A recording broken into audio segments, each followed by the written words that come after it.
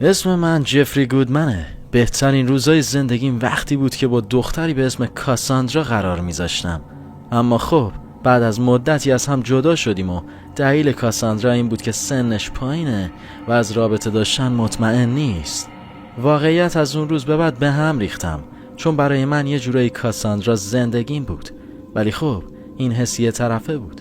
بعد از چندین ماه فهمیدم کسی شروع کرده به قرار گذاشتن با مردی به اسم کوپر.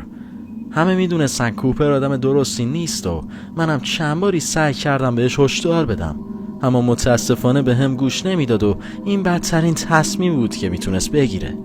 ساعت 11:30 شب بود که جسد کسی رو تو توالت عمومی پمپ بنزین پیداش کردم، نزدیک به جشنواره موسیقی که هممون رفته بودیم. وقتی بدن بیهوش کسی رو در پمپ بنزینی نزدیک به جشنواره موسیقی پیدا کردم، همه چیز شروع شد. ما همه اونجا بودیم و من دیده بودم که اونا حدود ساعت 8 شب جشنواره رو ترک کردن. اما کسی انگار مردد بود و نمیخواست با کوپر بره، ولی در اون لحظه چاره ای نداشت. میخواستم دخالت کنم، ولی میدونستم کوپر آدم خشنیه و نمیخواستم به کسی صدمه بزنه. پس تصمیم گرفتم کنار بکشم و به کار خودم برسم. این بعداً به عنوان یه اشتباه بزرگ از طرف من آشکار شد. ساعتها گذشت و با اینکه سعی کردم حواسم به جشنواره باشه و خوش بگذرونم، ذهنم مدام به این فکر میکرد که چرا کسی از جایی که با کوپر رفته بر نگشته. آخرش با اینکه میدونستم کار درستی نیست، جشنواره رو ترک کردم و به سمتی که اونا رفته بودن حرکت کردم. بعد از پرسجو به زنی برخورد کردم که میگفت ماشینشون رو دیده که به سمت پمپ بنزین رفتن. بلافاصله به سمت پمپ بنزین رفتم و وارد دستشویی شدم. اونجا با صحنه‌ای وحشتناک مواجه شدم. خون همه جا پخش بود و کسی مثل یه جسد بی حرکت روی زمین دراز کشیده بود. برای یه لحظه کاملا خشکم زد. فکر کردم کسی مرده و این اولین بار بود که چنین صحنه خشونت‌آمیزی رو می‌دیدم. احساس می‌کردم همزمان می‌خوام گریه کنم و بالا بیارم، اما بعد متوجه شدم سینه‌اش بالا پایین میره. معجزه بود. خوشبختانه کسی زنده بود. دست باچه شدم و به این فکر کردم که صبر کنم تا آمبولانس برسه یا فوراً کسی رو سوار ماشینم کنم و به نزدیکترین بیمارستان برسونم. در نهایت تصمیم گرفتم گزینه دوم رو انتخاب کنم. با وجود خطر جابجایی یه فرد بیهوش، میدونستم کسی به سختی نفس میکشه و مطمئن نبودم تا زمانی که آمبولانس برسه زنده بمونه. پس اون رو سوار ماشین کردم و با حداکثر سرعت به اولین بیمارستانی که پیدا کردم رفتم.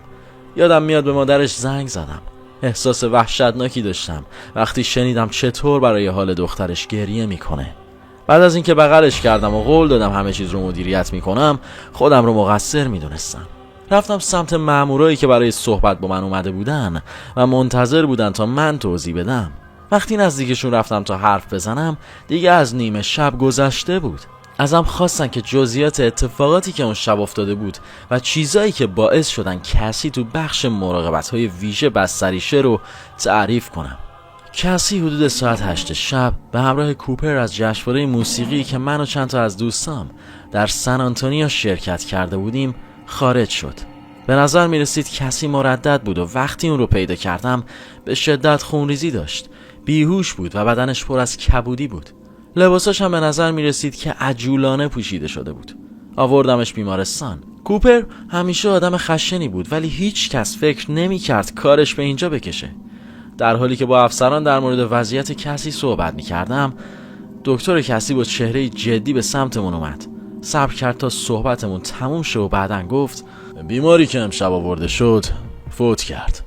من و تیمم تمام تلاشمون رو کردیم، اما ضربه به سر و از دست دادن خون باعث آسیب‌های غیر قابل جبران به سیستم بدنش شد و متاسفانه کاری از دست ما بر نمی اومد. البته شما میتونید هر زمان که خواستید کالبد شکافی رو انجام بدید و ما هم تا جایی که بتونیم کمک میکنیم. هرچی دکتر بیشتر صحبت میکرد بیشتر احساس تهوع میگرفتم. اشکام سرازیر شدن. برای دومین بار در اون شب کاساندرا رو از دست داده بودم. برگشتم تا مادرش رو دلداری بدم و خیلی زود متوجه شدم که کوپر اومده. شیطان شروع به گریه های دروغین کرد و تظاهر کرد که از این خبر ناراحته. وقتی بهش نگاه کردم تمام درد من به خشم تبدیل شد و فقط میخواستم بکشمش. خوشبختانه قبل از اینکه کاری بکنم، افسری که بهش توضیح داده بودم پیش اون رفت و از کوپر خواست که به چند تا سوال جواب بده. من با دقت نگاه کردم که هر دو افسر و کوپر بیمارستان رو ترک کردن تا احتمالاً تو محیطی آرومتر در مورد اتفاقاتی که بین اون و دوست دخترش بعد از ترک جشنواره افتاده بود حرف بزنن. فکر کنم ساعت 8 بود که من و کسی از جشنواره موسیقی خارج شدیم. بهش گفتم که سردرد گرفتم و میخوام برم خونه. از اونجایی که کسی همیشه حامی من بود خوشحال شد که با من بیاد. در حال رانندگی گفت یه چیز مهم داره که باید به هم بگه. متوجه شدم یکم عصبیه، پس چند تا قرص و الکل که از جشنواره گرفته بود خورد تا آروم بشه. ماشین رو تو پارکینگ خالی نزدیک به سن آنتونیو، جایی که جشنواره برگزار میشد، نگه داشتم. ما چند تا نوشیدنی خوردیم و کسی اون شب هم در جشنواره هم بعد از اون کلی مواد مصرف کرده بود. این چیزی بود که کوپر به پلیس گفته بود. تنها مشکل این بود که پلیس کاملا قانع نشده بود، چون به نظر می رسید کوپر موقع گفتن این حرفا تقریبا شوخی می کرد و هیچ چیزی از حرفاش توضیح نمی داد که چطور بدن کسی اونطوری شده یا چرا و چطور کشته شده. افسری که حالا کاملا به کوپر مشکوک شده بود درخواست کرد ماشینش رو ببینه. با اینکه کوپر سعی کرد از این کار تفره بره، بهش گفتن که هر گونه مقاومت میتونه دلیلی برای این باشه که اون متهم اصلی قتل باشه. این حرف بلافاصله کوپر رو وادار به همکاری کرد و اونا رو پیش ماشینی که با اون به بیمارستان اومده بود برد. افسرها ماشین رو کاملا به هم ریخته دیدن و فقط با نگاه کردن بهش میتونستن بفهمن که یک درگیری یا بحثی در ماشین اتفاق افتاده. کوپر قبول کرد که اون شب بحثی بینشون اتفاق افتاده، ولی ادعا کرد که دلیل به هم ریختگی ماشین این نبوده، بلکه به خاطر رابطه خشنشون بعد از بحث بوده. ببینید، چیزی که کسی میخواست بهم بگه این بود که هنوز عاشق یه پسر به اسم جفریه که قبلا باش رابطه داشت. نمیدونست چی کار کنه، چون من رو هم دوست داشت. ما در مورد این بحث کردیم، ولی همه چیز خوب تموم شده و بعدش با هم رابطه داشتیم. فکر کردم موضوع تموم شده تا اینکه از عصبانیت گفت میخواد با من قطع رابطه کنه. منم چیزای زیادی بهش گفتم و قلبشو شکوندم و از ماشین پیاده شد. داشتم بهش میگفتم که باید از این مرد خلاص شه، اون ارزشش رو نداره. بهش گفتم دوستات دروغ میگن. فقط داشتم سعی میکردم اینو بهش بفهمونم، چون نمیتونست درک کنه که نیازی نیست با اون آدما باشه.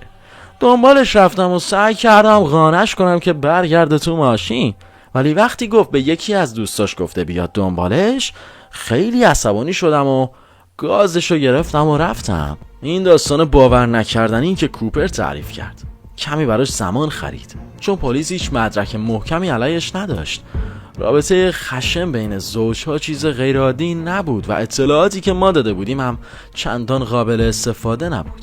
در بیانیه‌های ما 3 هفته از مرگ کسی گذشته بود و تحقیقات درباره اتفاقی که واقعا براش افتاده بود همچنان ادامه داشت. از اونجایی که هیچ شاهدی وجود نداشت، نتیجه گیری این شد که آیا واقعا کوپر اونو کشته یا نه. واقعا سخت بود، اما یه چیزی قطعی بود، اون قطعا یه دستی تو این ماجرا داشته. از اون شب افسر گیلبرت گفته بود که وقتی کوپر رو بازجویی می‌کردن، اون بارها اعتراف کرده بود که رابطه‌شون از حد معمول خشن‌تر بوده، اما همه چیز کاملا با رضایت طرفین بوده و کسی وقتی از ماشین پیاده شده حالش خوب بوده. اون زمان پلیس فقط میتونست حرفای اون رو باور کنه و از اون لحظه به بعد همه چیز به نتیجه کالبد شکافی بستگی داشت. 3 ماه بعد نتیجه کالبد شکافی بالاخره منتشر شد و پزشک معاینه کننده اعلام کرد که کسی بر اثر ضربه های شدید به صورت و سرش فوت کرده. همچنین علائم درگیری و آسیب‌های جنسی اجباری دیده میشد. نتیجه گیری این بود که کسی نه تنها مورد تجاوز قرار گرفته، بلکه این پرونده قطعاً یه قتل بوده. تو این مرحله همه چیز جور در می اومد و کوپر به اتهام قتل و تجاوز جنسی دستگیر شد. دادگاهش چند هفته بعد دستگیری شروع شد. دادگاه با شهادت تکنسین اورژانسی که کسی رو تو بیمارستان معاینه کرده بود کارش رو آغاز کرد. اون شهادت داد که کبودی هایی روی بدن کسی دیده، به خصوص یک کبودی بزرگ بین پاهاش. اما وکیل کوپر ادعا کرد که این تکنسین میخواد اشتباهات بیمارستان رو بپوشونه و حتی 3 گزارش از بیکفایتی‌های گذشته بیمارستان ارائه داد. وکیل کوپر همچنین اشاره کرد که هیچ شاهد واقعی وجود نداره و همه این اتهامات صرفاً حدس و گمانن. بعدش یه پزشک معالج به دادگاه اومد و ادعا کرد که پرونده یه سوء مصرف مواد مخدر بوده و کبودی‌های روی بدن کسی به دلیل تلاش‌های شدید بیمارستان برای احیای اون تو اون شب ایجاد شدن. هیچ کدوم از این حرفا معنی نمیداد، اما از اونجایی که من خودم کسی رو به بیمارستان برده بودم هیچ مدرک واقعی وجود نداشت که نشون بده کبودی‌ها قبل از رسیدن به بیمارستان روی بدنش بوده. در نهایت کوپر با قرار وثیقه آزاد شد. حسابی عصبانی بودم. یادم میاد که بعد از آزادیش به سمتش دویدم و یقش رو محکم گرفتم و گفتم تو شیطانی و همه چیز تو این دنیا اشتباهه. من و تو هر دو میدونیم که تو اونو کشتی و راحت گذاشتی بمیره، اما بهت قول میدم به هر نحوی که شده تاوان کاراتو پس میدی. کوپر فقط به من لبخند زد و بدون هیچ نشونه ای از پشیمونی یا احساس گناه برای کاری که با کسی کرده بود من رو از خودش دور کرد و با لبخند گفت من اصلا نمیدونم داری راجع به چی حرف میزنی جفری، و بعد رفت. در ماهای قبل از دادگاه دوم والدین کسی با من صحبت کردن و گفتن که از کمکام قدردانی میکنن، اما دیگه کاری از دستم بر نمیومد. اونا از طرفی آماده نبودن بذارن قتل دخترشون بدون مجازات بمونه. اونا یه سری تحقیقات خصوصی انجام دادن و تونستن ماشین کوپر رو بخرن و از زوایای مختلف عکس بگیرن و بررسی کنن که چطور ممکنه کسی مورد حمله قرار گرفته باشه و تقریبا همه چیز به هم میخورد. دادگاه دوم سال بعد برگزار شد و خوشبختانه والدین کسی حالا مدرک کافی داشتن تا ثابت کنن کوپر واقعا به دخترشون تجاوز کرده و اونو تو پمپ بنزین رها کرده تا بمیره. دادگاه پرتنش بود و اتفاقات غیر منتظره ای رخ داد، اما در نهایت قاضی به نفع دولت و والدین کسی رأی داد. نتیجه این شد که کوپر به 20 سال زندان محکوم شد. راستش دوست دارم بگم وقتی داشتن میبردنش زندان نگاهش من رو سرشار از خوشحالی کرد، ولی واقعیت این بود که کوپر اصلا به نظر ناراحت یا پشیمون نبود. این موضوع فقط منو به این فکر انداخت که چطور یه آدم میتونه اینقدر شیطانی باشه. الان 4 سال از مرگ کسی گذشته. من دیگه خیلی با خانواده‌اش در ارتباط نیستم، اما مدام تو شبکه‌های اجتماعی چک میکنم ببینم حالشون چطوره. هنوزم کسی رو توی خوابم زیاد میبینم، ولی خوشبختانه زندگیم رو ادامه دادم و اون و هر چیزی مربوط به قتلش و گذشته رو رها کردم. متاسفانه یه چیز همیشه در مورد قتلش منو آزار میده. این واقعیته که آدمای شیطانی مثل کوپر تو این دنیا وجود دارن. چهره و حالاتش هنوز منو آزار میده و باید همه کسایی که این ماجرا رو میخونن رو هم آزار بده، چون مهم نیست کی هستن یا فکر میکنیم چقدر اونا رو میشناسیم. هیچ چیز اونطور که به نظر میرسه نیست. هر کسی میتونه به اندازه کوپر شیطانی باشه. داستانی که شنیدید برداشتی آزاد بر اساس ماجرای واقعی و غم انگیز کی ماندت ساخته شده. کی یه دانش آموز 19 ساله در دانشگاه ترینیتی بود که شب 29 اکتبر 2017 بعد از ترک یه جشنواره موسیقی در سن آنتونیو به طرز فجیعی کشته شد. مرگ اون بر اثر ضربات شدید و جراحاتی بود که دوست پسرش مارک هوتون به او وارد کرده بود. گزارش ها میگن این زوج با هم دعوا کردن و دعوا به خشونت کشیده شد. مارک بر طبق گفته های توی ماشین به اون حمله کرد و سرش رو به شیشه و در ماشین کوبید. در نهایت کی بر اثر جراحات وارده در بیمارستان فوت کرد و دوستان و خانواده‌اش رو در غم بزرگی تنها گذاشت. مارک از روی خشم و حسادت کی رو کشته بود و اون رو بیهوش به بیمارستان برده بود. در نهایت مارک به اتهام حمله شدید به 20 سال زندان محکوم شد.